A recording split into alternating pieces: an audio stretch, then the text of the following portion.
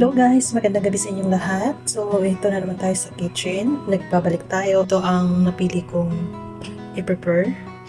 So, ayan, ang lulutuin ko ay beef with Enoki mushroom.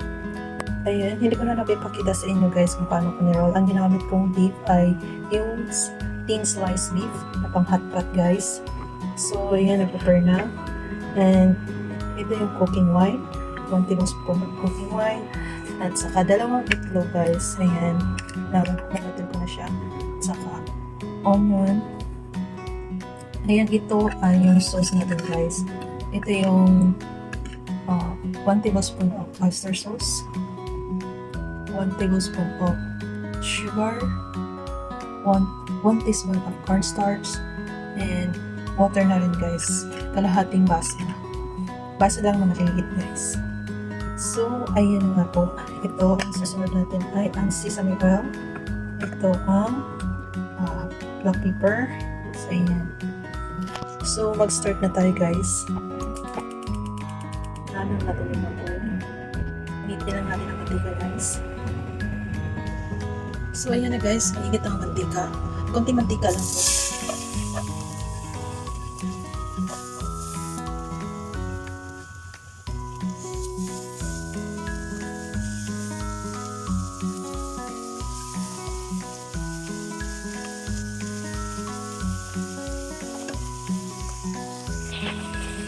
So, ayan na nga guys, sisip-sipin natin siya. So, ito na guys, sisip-sipin natin ang Enoki. Ayan, magsipin na rin ang onion.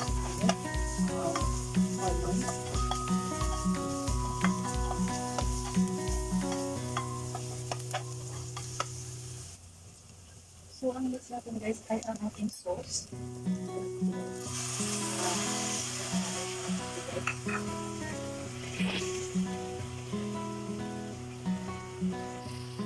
So, ayan na guys, sakto lang siya guys. Ready na natin ito.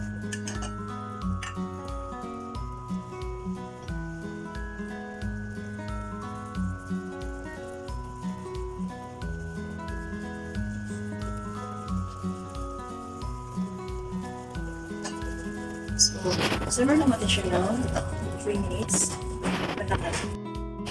So, ayan guys, coffee na lang. Ang next ay ang itlog. So, ito na yung next.